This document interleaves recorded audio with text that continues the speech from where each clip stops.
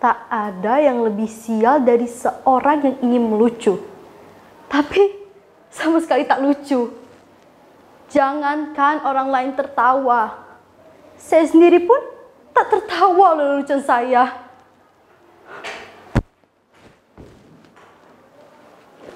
Mungkin kalian menyangka menjadi badut adalah pekerjaan yang gampang. Tinggal bertingkah kocak, lalu semua orang akan tertawa. Namun, jika kalian jadi saya, kalian akan mengerti. Tak gampang membuat orang tertawa, apalagi ketika kalian sedang tidak ingin tertawa. Lagi pula, di zaman ketika orang-orang gampang marah dan tersinggung, membuat lelucon tidaklah semudah yang kalian bayangkan. Bisa-bisa karena lelucon, kalian bisa dipidanakan, dianggap menghina, dan mencemarkan nama baik. Kawan baik saya, seorang pelawak, dipenjara hanya karena membawa lelucon yang dianggap menghina. Orang itu bercerita tentang seorang yang memanjat pohon kelapa pada jam 10 pagi. Dan dari atas pohon itu, orang tersebut mengumandangkan azan subuh. Tentu saja, itu membuat gempar seluruh kampung. Orang-orang berteriak menghujatnya. Bahkan ada yang ingin membunuhnya. Dasar kafir, turun kamu! Begitu orang-orang kampung berteriak marah. Berani-beraninya kamu melakukan penghinaan. Azan subuh jam 10 pagi. Dasar orang aneh, kafir. Lalu dengan tenang orang itu menjawab, loh, memangnya siapa yang aneh? Siapa yang kafir? Coba kalian pikir. Ketika saya azan subuh jam 4 di masjid, tak ada satupun dari kalian yang datang ke masjid. Tapi ketika saya azan subuh jam 10, kok kalian pada berdatangan? Coba kalian pikir lagi. Siapa yang tidak taat? Siapa yang aneh? Dan siapa yang kafir? Orang kok gampang mengkafir-kafirkan orang? Karena hanya berbeda menjadi bermusuhan. Sekarang orang sepertinya senang bertengkar. Kalau Descartes bilang, aku berpikir, maka aku ada. Tapi orang sekarang seperti bilang, aku bertengkar, maka aku ada. Pertengkaran menjadi komoditi. Diperjualbelikan. Bahkan seringkali diberi pembenaran atas nama keyakinan. Ayat-ayat pun digunakan untuk kepentingan kekuasaan. Makanya sekarang susah membuat orang tertawa.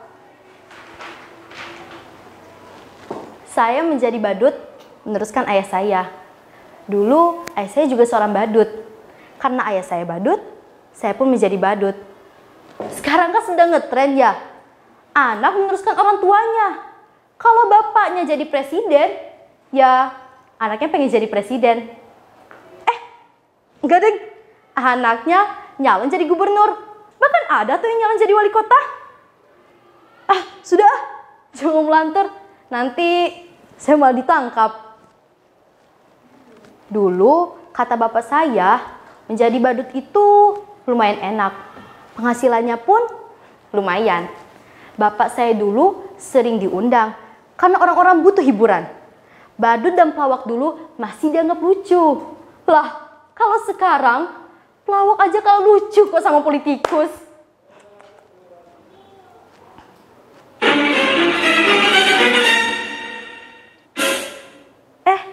Aduh, aku nggak nyangka kamu akan datang. Silakan, silakan. Maaf ya berantakan. Aduh, maaf.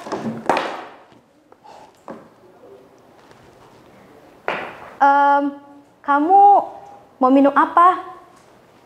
Atau kamu mau makan? Loh, kamu gak haus?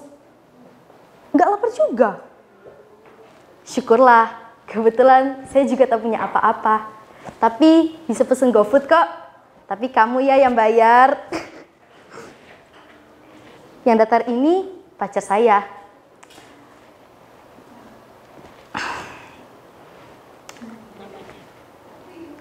Jangan tersinggung aja seperti itu.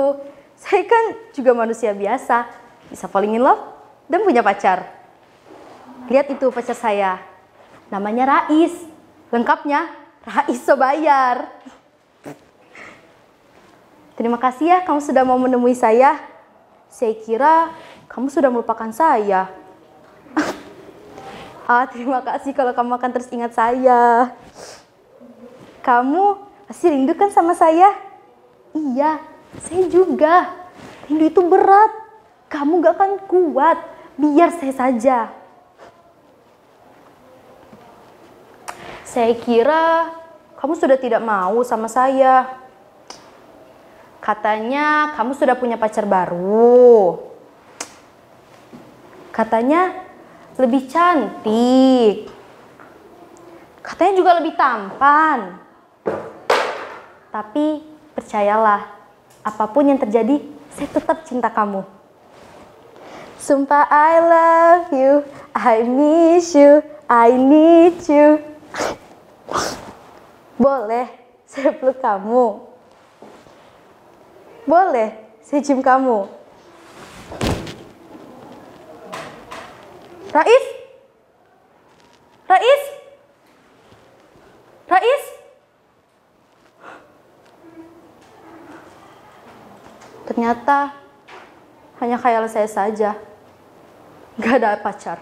Saya badut yang jomblo. Coba kalian bayangkan betapa sialnya hidup saya. Sudah jadi badut, jomblo pula. Nasib saya benar-benar ambyar.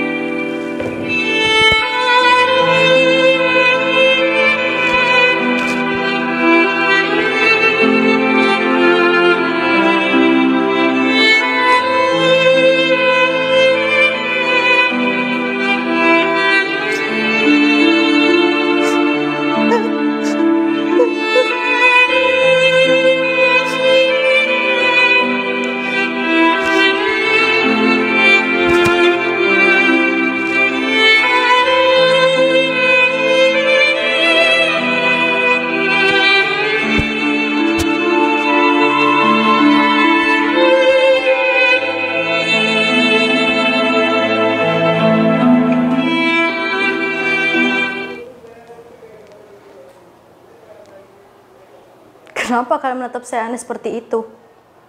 Apa ada yang salah dari saya? Kan sudah saya katakan, saya ini benar-benar orangnya sial. Tapi nasib memang aneh. Nasib selalu punya kejutan-kejutan yang tak pernah saya duga. Kalian lihat penampilan saya. Terlihat keren dan perlentai bukan? Kini saya berpakaian bagus. Tapi sesungguhnya saya tetaplah seorang badut. Saya tak pernah memikirkan hal ini. Memimpikannya pun saya juga tak pernah. Tapi barangkali inilah takdir saya. Suatu hari, saya pernah diminta mengisi hiburan pada acara kampanye partai. Menurut saya, penampilan saya biasa-biasa saja. Bahkan sama sekali tak lucu. Tapi orang-orang yang hadir pada saat itu tertawa terpingkal-pingkal melihat saya. Padahal saya hanya menjetik-jetikan jari seperti ini. Semua orang tertawa. Lalu saya hanya menggoyang-goyangkan bokong saya seperti ini. Semua orang tertawa. Bahkan ketika saya hanya berdiri diam, semua orang tertawa. Makin tertawa terbahak-bahak. Mereka terhibur dengan penampilan saya yang begitu bodoh dan tolol. Sungguh, saya tak pernah merasa setolol saat itu.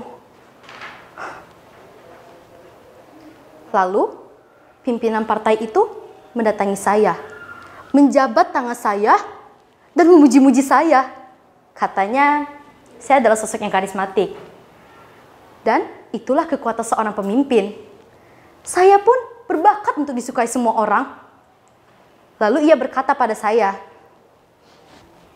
sekarang ini menjadi pemimpin tak perlu cerdas atau pintar. Yang penting kamu disukai banyak orang. Demokrasi membuat seorang menjadi pemimpin bukan lantaran kecerdasannya, tapi karena kemampuan disukai banyak orang. Tak peduli kamu salah atau benar, yang penting kamu disukai banyak orang. Kamu boleh kok bohong atau ngibur sesukamu. Yang penting orang tetap percaya kamu dan menyukai kamu. Orang seperti kamulah yang dibutuhkan partai. Kemudian mereka mendandani saya menjadi necis seperti ini. Didaftarkanlah saya ikut pilkada. Padahal saya nggak tahu apa itu pilkada. Saya bahkan nggak tahu bedanya pilkada dan pilkabe. Tapi ada yang bilang, pilkabe tidak boleh coba-coba untuk anak. Tapi pilkada boleh coba-coba untuk anak. Makanya banyak anak pejabat dan pemimpin yang coba-coba ikut pilkada. Saya benar-benar gak tahu mengapa mereka menyuruh saya ikut pilkada. Padahal ijazah pun saya tak punya. Tapi mereka bilang pada saya, tenang saja, ijazah bisa dipalsukan. Jangankan ijazah, kebenaran pun bisa dipalsukan. Dan betapa sialnya saya menang pilkada. Barangkali zaman memang sudah gila. Mereka memilih saya karena saya dianggap bisa membuat mereka terhibur. Saya dianggap orang paling lucu yang dapat membuat mereka hidup bahagia. Dulu ketika saya menjadi badut, saya tak pernah berhasil membuat orang tertawa. Tapi ketika saya menjadi pemimpin, berkali-kali saya membuat orang tertawa. Itulah kenapa saya bilang, betapa sialnya hidup saya.